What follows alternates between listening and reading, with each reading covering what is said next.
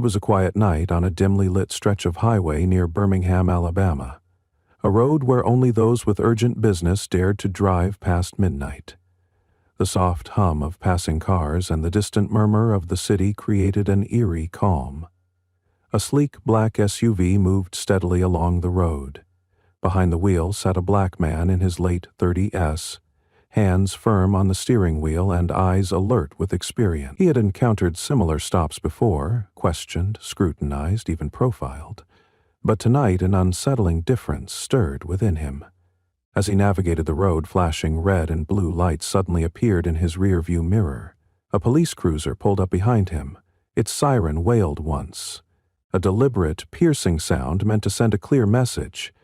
The man exhaled slowly, signaling his intent to comply, and eased his vehicle onto the shoulder. Everything inside the cruiser appeared routine, with officers following standard procedure. 2 officers emerged, Officer Clayton and Officer Reynolds.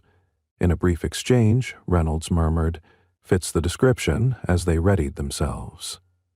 Approaching the SUV with measured steps, one officer tapped his flashlight against his palm before shining it at the driver's window. The man, however, remained calm. He rolled down the window with both hands still on the wheel and greeted them evenly. "Good evening, officers. What seems to be the problem?" he asked, voice steady despite the tension. Officer Clayton leaned in and, with a tone that was curt yet laced with presumption, requested his license and registration. The man reached slowly for his glove compartment, calmly, deliberately. Before he could proceed further, Officer Reynolds interrupted, adding, "Mind if we take a closer look?" The SUV's interior light flickered on as the man retrieved his documents and handed them over without resistance. Clayton studied the license. "Where are you headed this late?" he inquired. The man replied simply, "Home." Reynolds swept his flashlight briefly over the passenger area and then the back seat. "Looks like someone was speeding in the rear," he commented dryly. Though both knew the SUV had maintained the proper speed, silence fell. The man's quiet composure spoke volumes. Then Clayton clicked his tongue and said, "Please step out of the vehicle." For a moment the man hesitated, a barely perceptible shift in his eyes, but then he rose. With slow, deliberate movements, he stepped from the SUV, his hands held openly, his shoulders squared in a posture that combined readiness with calm determination. He had faced challenging encounters before and was prepared for what might come. Officer Clayton circled him like a predator sizing up its prey, while Reynolds stayed near the open driver's door, scrutinizing the vehicle's interior. "Do you have anything illegal in the car?" Clayton asked, his tone overly polite yet edged with skepticism. The man answered evenly, "No, officer, nothing at all." Reynolds then remarked, "Mind if we take a look?" It was the standard tactic: refuse and they'd fabricate something, agree and they'd claim they found evidence. "No, I do not consent to any searches," he stated clearly. At that moment, Clayton clicked his tongue again. "That's interesting. We have probable cause," he asserted. Reynolds leaned toward the car and, partially obscured, reached under the driver's seat. The man's eyes followed every slight movement, a subtle jerk of Reynolds's arm, an almost imperceptible tuck of something small. Suddenly, Reynolds retracted his hand and held up a small bag containing white powder. His face brightened with a smirk as if he'd uncovered treasure. "Well, well, what do we have here?" Reynolds sneered. The man's pulse quickened, but not with fear. Instead, a cold, calculated anger began to build as he realized exactly what had just happened. He knew they had planted evidence, and he also knew exactly who they were dealing with. Officer Clayton grinned. "Looks like we've got ourselves a little problem." Without warning, Reynolds snapped the handcuffs around his wrists, reciting the Miranda warning in a tone that felt more procedural than genuine. As they pushed him roughly against the hood of his SUV and ushered him into the back of the squad car, the man maintained a steely, unreadable expression. His years of training had taught him to keep control over his body, emotions, and instincts, and that control was his only safeguard from making a mistake at that moment. Outside, as the cruiser pulled away, Officers Clayton and Reynolds exchanged a dismissive laugh. "Another statistic," Reynolds murmured, leaning against the car. "Just another routine arrest." Clayton snorted. Yeah, he's just another case. In their minds, this was nothing more than another black man who wouldn't be taken seriously, a case destined to vanish into the system unnoticed. They were gravely mistaken. Inside the squad car, the man stared out at the neon lights of the city. Every flashing sign and every distant sound filled him with a quiet resolve.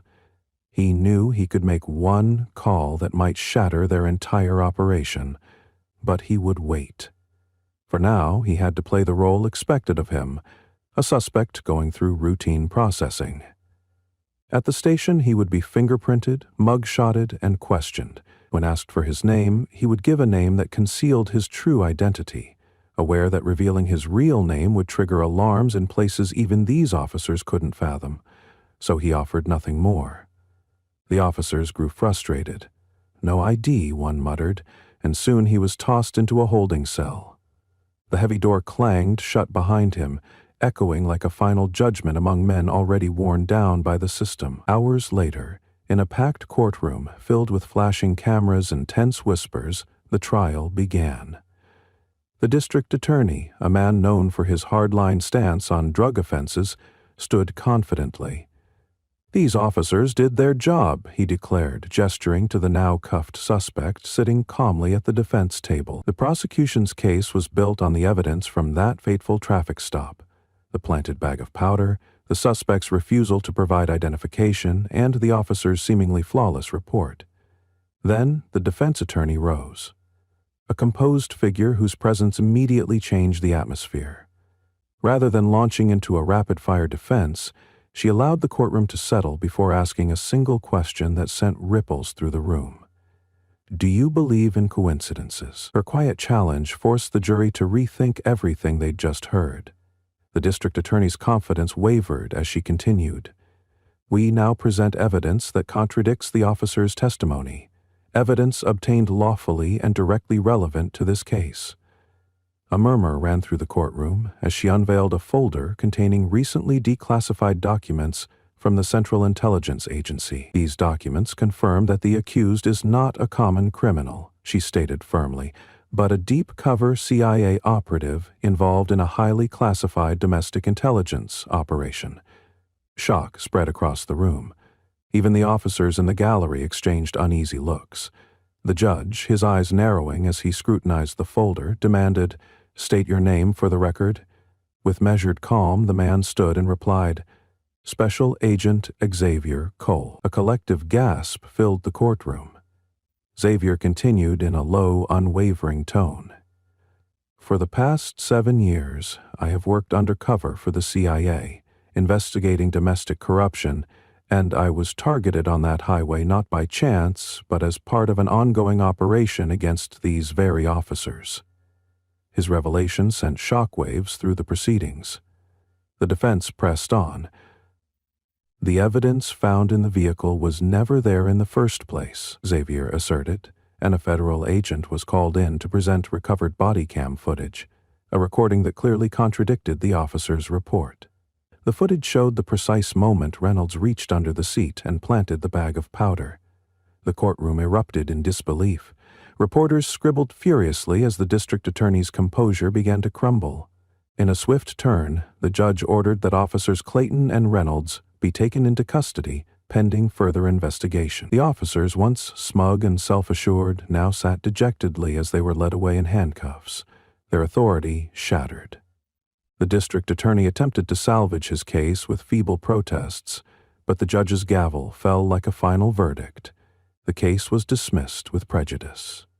Outside the courthouse, as the chaos of reporters and flashing cameras swirled around him, Xavier Cole stood quietly with his attorney. "This isn't just about one wrongful arrest," he said softly. "It's about exposing a system that has long exploited and silenced men like me." His words resonated, hinting at a larger battle yet to come, a battle against corruption and injustice within the very institutions meant to serve the public. And so, as the city continued its nightly rhythm, Xavier knew the fight had only just begun. He had endured a carefully orchestrated trap designed to silence him, but now the truth was coming to light. The wheels of accountability had started turning, and those responsible for the deception would soon face the consequences. In his mind, the real revolution was not the arrest itself, but the systemic change that would follow.